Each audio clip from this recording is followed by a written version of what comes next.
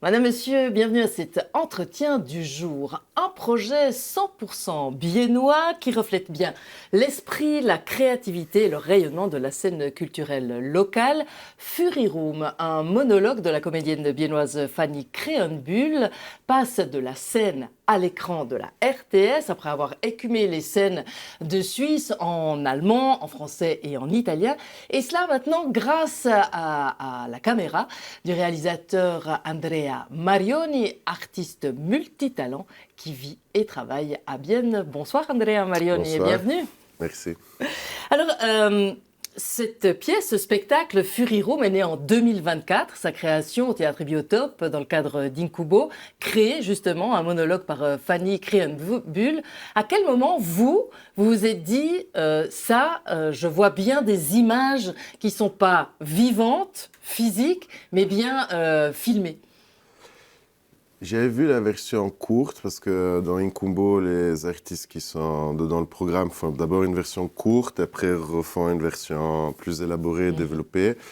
Et en fait, dès que j'ai vu la version courte, j'ai eu des images de ce personnage dans la ville de Bienne. Après, j'ai un peu en tête des films plutôt années 70. John Cassavetes ou Fassbinder, qui ont toujours des personnages féminins assez forts.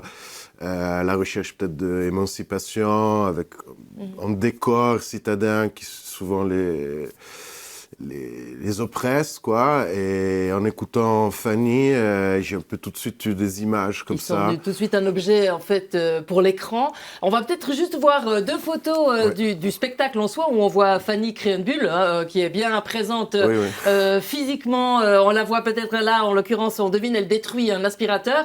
Et là, c'est un moment où elle s'amuse avec les plumes d'un coussin qu'elle fait voler dans le spectacle. On le voit, un spectacle qui a, c'est presque un théâtre d'objets.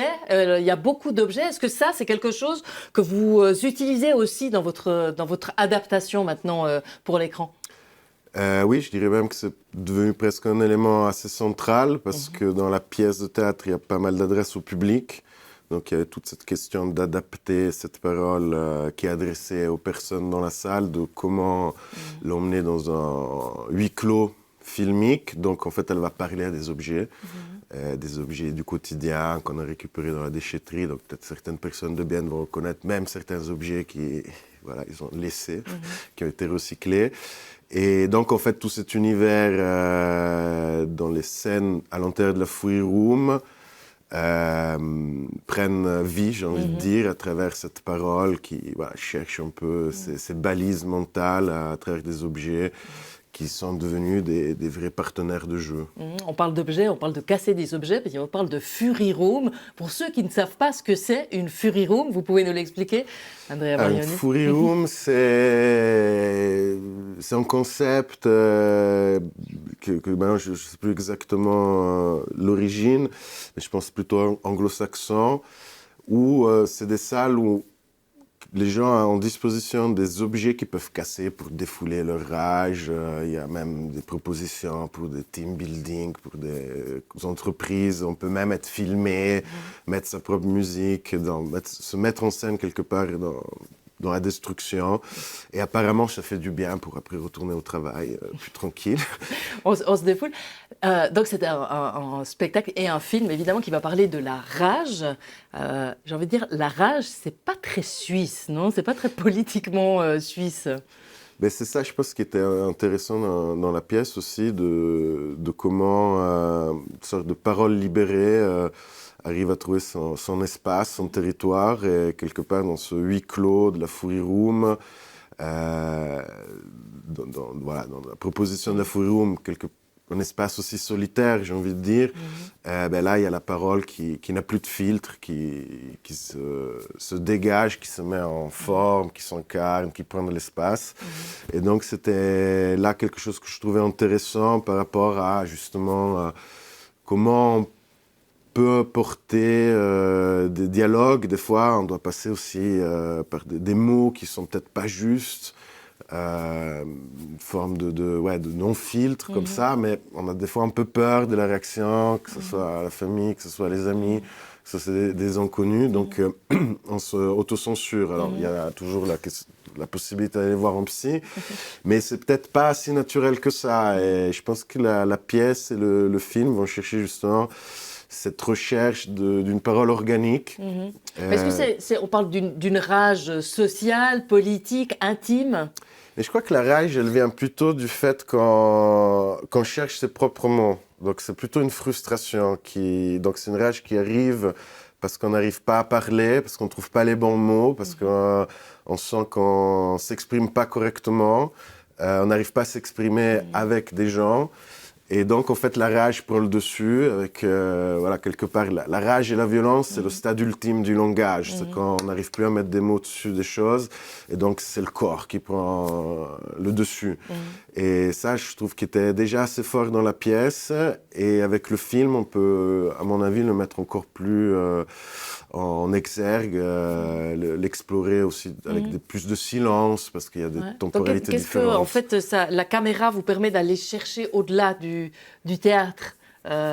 C'est ça, c'est un côté physique, un côté silencieux, les interstices entre les non-dits? Je pense qu'avec le film, on peut arriver à une dimension, quelque part, de banalité du quotidien. Justement, moi je m'imagine aussi, des fois, je sais pas, quand je prends les bus ou même quand je suis assis, je vois les gens qui marchent dans la rue, et on peut entendre les pensées, quoi. Et on ne sait jamais vraiment, est-ce que cette personne a une bonne nouvelle, a une mauvaise nouvelle, quel type de réflexion elle est en train de faire. Et du coup, le film permet de créer ce contrepoint de ce personnage qui habite à Bienne. Des fois, l'hiver est un peu peut-être oppressant, les nuages voilà, nous plongent un peu dans un état introspectif. Et donc, on va pouvoir mettre ça en scène. On l'a déjà un peu fait, mais encore quelques jours de tournage. Parce que vous n'êtes pas encore au bout, hein. Vous avez déjà fait une grande partie dans les intérieurs. Il vous manque encore quelques jours de tournage. Qu'est-ce que vous avez, au fond, compris assez vite qu'il ne fallait pas, surtout pas prendre tel quel du plateau pour votre film?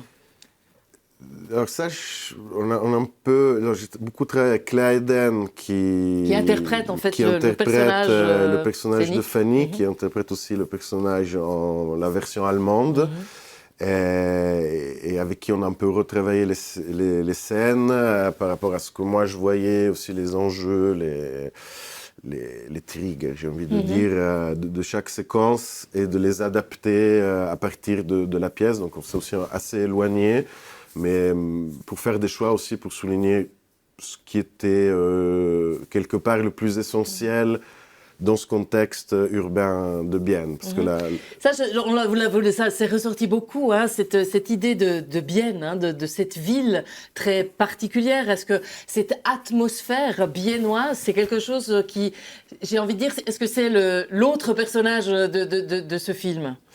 Ouais, j'ai envie un peu de la prendre sous cet angle. C'est un personnage que quelque part, on ne sait pas s'il est bon ou méchant. En fonction de comment on le regarde, je ne sais pas si on regarde la place avec le palais des congrès, on peut voir ça de manière très brutale, dans cette architecture brutaliste, du béton, du gris, surtout que les jours où il fait moche. Et en même temps, les jours où il fait beau, on aime bien Bienne, on la voit généreuse, on a envie d'aller au lac, il y a des contrastes de couleurs. Et donc, j'ai envie de créer justement cette relation par rapport à ce qui se passe dans la tête du personnage, aussi comment la ville change et quelque part lui donne est dans une forme de dialogue, quoi. Donc c'est très important, le contexte biennois dans ce film. Ça fait partie de l'essence même. Ce qui fait aussi partie de l'essence de Fury Room, c'est évidemment la rage, hein, ça c'est le thème, mais c'est raconté quand même avec beaucoup d'humour, il faut le dire, de malaise aussi. Ça, c'est des éléments que vous avez voulu garder aussi à l'écran? Je pense que la dimension humoristique que Fanny apporte dans la pièce passe beaucoup dans le rapport qu'elle a avec le public et les réactions que le public lui offre.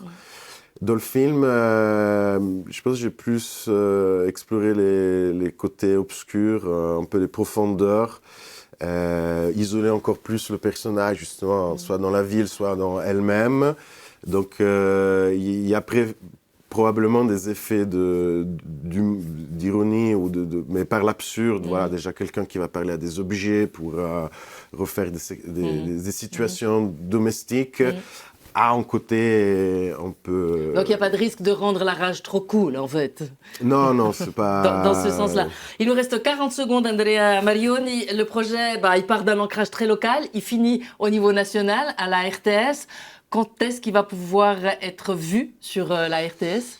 Alors sur la RTS, en principe à la fin de l'année, au début de l'année prochaine, ça dépend si on arrive à diffuser aussi le film dans des contextes de festival, donc on croise les doigts et... Inch'Allah. Et c'est tout ce qu'on vous souhaite, Andrea Marioni. Donc un film Fury Room de la comédienne Fanny Krehenbuhl, joué par Clea Eden. Et vous êtes le producteur et réalisateur. Et Luca De Pietri qui a participé également à toute l'écriture de la pièce en tout cas.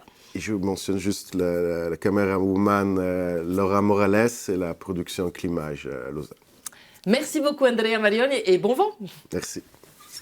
Voilà, c'en est tout pour cet entretien du jour. Merci de l'avoir suivi et on se retrouve la semaine prochaine sur Télévilla.